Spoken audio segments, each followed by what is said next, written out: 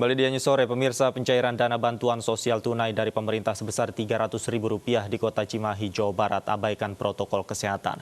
3.000-an warga berkerumun di satu lokasi dan beberapa di antaranya tidak mengenakan masker.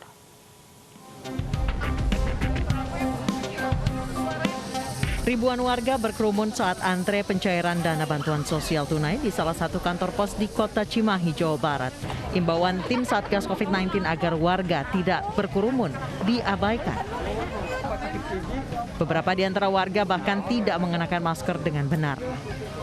Petugas sebelumnya telah mengatur pembagian waktu bagi warga yang ingin mencairkan dana bansos. Namun warga tidak sabar dan memilih datang di waktu yang bersamaan. Dua kelurahan. Ya? Dua kelurahan. Kelurahan mana aja, Pak? Pasir Kaliki, Cibabat. Oke. Pak, ini antrian seperti ini tidak ini, Pak?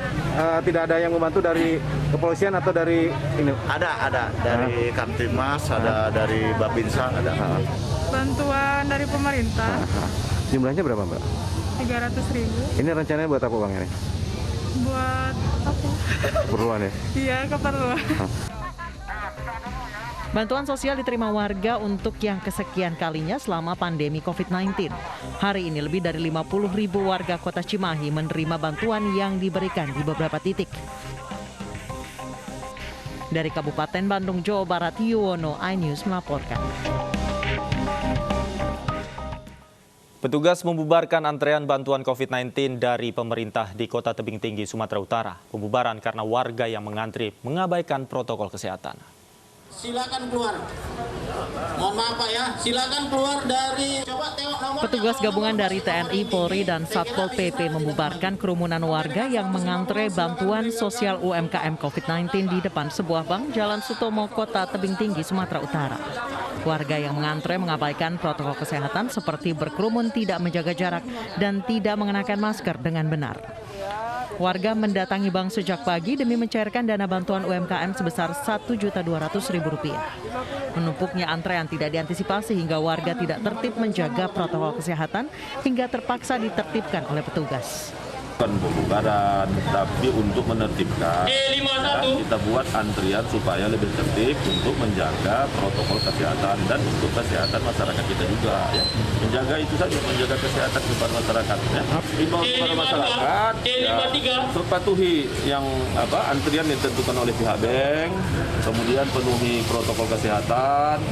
Masyarakat penerima bantuan sosial UMKM diminta untuk mematuhi protokol kesehatan saat mengantre.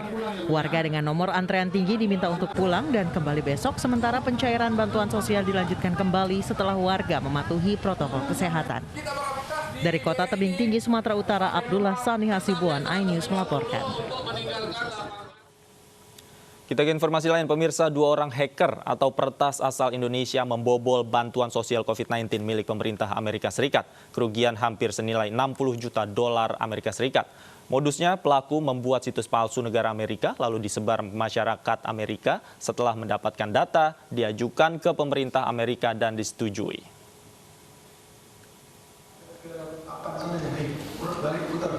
Dua warga negara Indonesia pembobol situs negara Amerika Serikat, SFR dan MZM, polisi.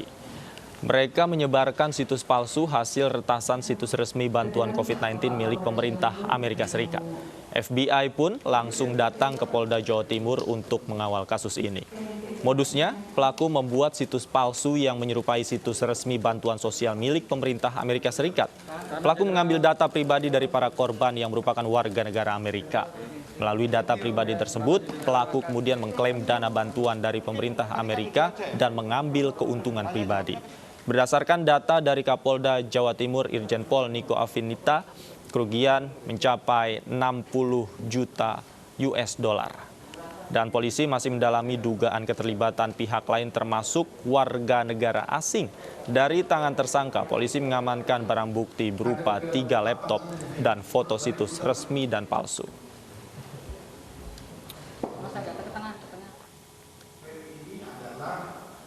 Web resmi yang dibuat pemerintah Amerika Serikat kepada korban-korban yang terkena COVID, sehingga seolah-olah orang 32 orang ini mendapatkan uang $2.000 per orang sehingga hampir 60 juta US dollar. Jadi kalau normalnya saya kena COVID, saya mengisikan data, kemudian data ini diverifikasi terlebih dahulu, apabila sesuai maka saya akan mendapatkan uang 2.000 dolar. Namun yang digunakan tersangka membuat website palsu seolah-olah sama, dikirim melalui SMS blast, sehingga orang-orang ini mengisikan datanya tanpa menyadari bahwa dia membuka domain yang palsu. Pemerintah telah mendata aset terkait kasus bantuan likuiditas Bank Indonesia atau BLBI yang bisa dikembalikan. Dalam catatan pemerintah sedikitnya ada 110 triliun rupiah yang bisa diambil kembali. Satgas BLBI yang dibentuk melalui keputusan Presiden nomor 6 tahun 2021 kini mulai bekerja mendata aset BLBI. Berdasarkan data pemerintah, aset yang bisa dikejar sebesar 110 triliun rupiah lebih. Menurut Menteri Koordinator Politik Hukum dan HAM Mahfud MD, angka tersebut berdasarkan informasi dari Menteri Keuangan Sri Mulyani.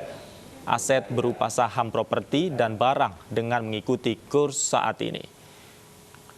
Khusus untuk Samsul Nur Salim yang memiliki hutang dua macam, yakni hutang bank, Dewa Ruki dan BDNI yang nantinya ditagih masuk dalam perdata. Akan sangat baik kalau secara voluntary, ya, secara sukarela, voluntary datang ke pemerintah, ke Menteri Keuangan, karena kasus di Mahkamah Agung selesai, kami mau bayar. Dan pemerintah untuk tanah-tanah properti yang sudah bisa dieksekusi akan dieksekusi sekarang. Karena Mahkamah Agung sudah memutuskan itu perdata dan sudah benar. Nah saudara, sesudah dihitung terakhir tadi, kan hitungannya pernah nyebut 108, pernah menjadi 109, pernah 110. Hitungan terakhir per hari ini tadi 110 triliun 454 miliar 809 juta. Sementara itu pemirsa, donor plasma konvalesen saat ini masih menjadi salah satu alternatif pengobatan COVID-19 untuk pasien dengan gejala berat. Para penyintas COVID-19 diajak untuk mendukung gerakan donor plasma ini untuk membantu pemulihan pasien COVID-19.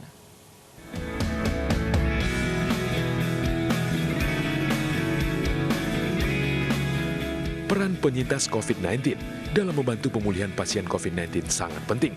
Melalui donor plasma konvalesen, para penyintas dapat membantu kesembuhan para pasien dengan gejala berat. Namun tentunya berbagai macam tes dilakukan sebelum penyintas COVID-19 dapat mendonorkan plasmanya. Plasma itu yang kemudian dijadikan sarana pilihan alternatif untuk terapi menyembuhkan mereka yang masih menghadapi COVID-19. Mendukung gerakan donor plasma konvalesen, MNC Peduli kembali mengajak karyawan dan karyawati MNC Group penyintas COVID-19 dengan donor plasma konvalesen. Donor plasma konvalesen ini bekerjasama dengan PMI DKI Jakarta. Happy kan bisa bantu yang lain, mudah-mudahan yang lain juga cepat sembuh. Sama kayak saya juga lah, beberapa hari juga udah sembuh. Supaya bisa membantu orang-orang khususnya yang sedang lagi berjuang untuk melawan COVID itu sendiri. Donor darah plasma yang sudah mantan daripada karyawan kita yang sudah terkena COVID. Ini suatu tindakan yang sangat mulia, sebagaimana diarahkan oleh pimpinan MNC Group, Bapak Haritanu Sudibyo. Kita terus membantu. Pemerintah dan MNC Peduli terus mengajak masyarakat penyintas COVID-19 untuk mendukung gerakan donor plasma konvalesen dalam membantu kesembuhan pasien COVID-19. Tim Liputan iNews melaporkan.